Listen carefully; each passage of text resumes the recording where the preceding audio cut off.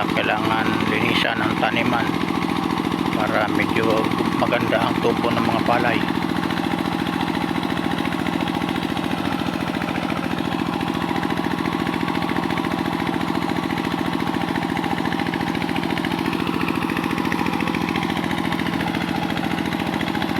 Ganyan.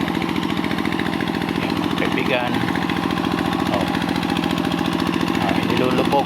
Hindi po tataniman po kagad, ilulubog lang po yung mga panghabang damo. Kailangan po kasi linisan. Yan. Tapos patutubigan po para hindi po tumigas yung lupa. Kaya na po yung latag ng binhi. Pangalawang ano na po ito, unang araw po ng paglatag ng may kapaglatag na po ng punla. Taantay na po yung mga 25 days o 30 days para po maitanim na.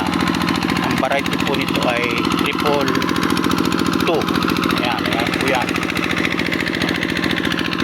Ayan po yan, ayan. Kaya sana wag pumunta yung mga ibon dito para hindi maubos yung ating mga punla.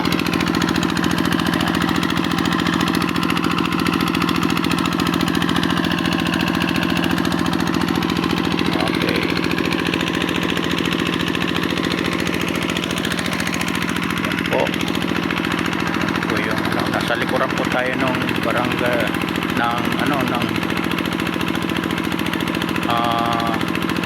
yung dati pong hotel na Saint Marie Hotel Resort po yan. Punta po yan doon sa itaas.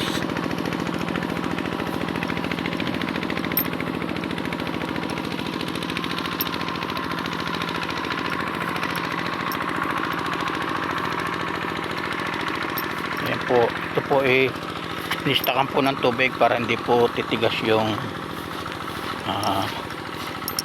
taniman.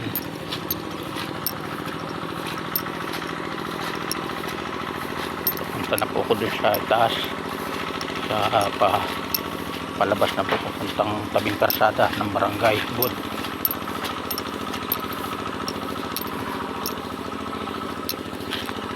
Yan.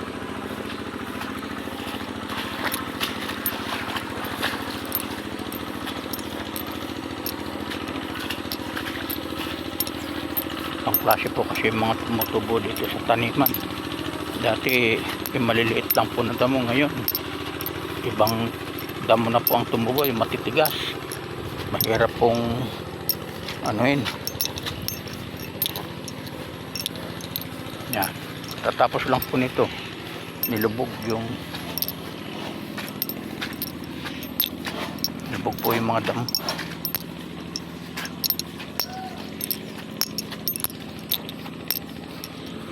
Dito po kami. Lihat.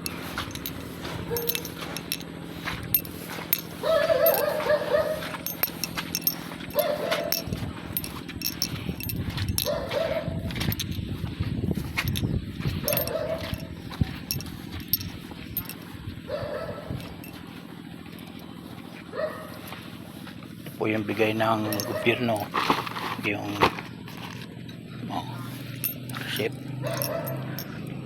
yung RCEP di kalidad na bini RS.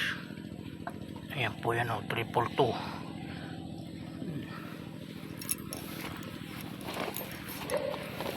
Ayuda.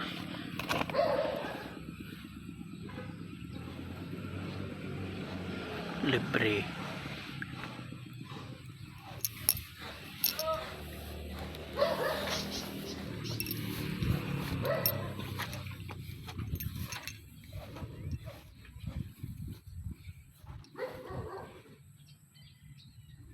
Lana, tumirik na yung kuliglig ni Jong.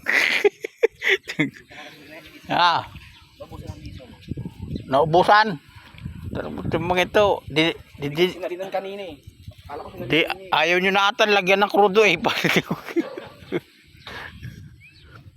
Doon yung ano, kagawa daw ako. Oo. Maigi ka talaga kung kailan wala ng crudo sa kamulalagyan.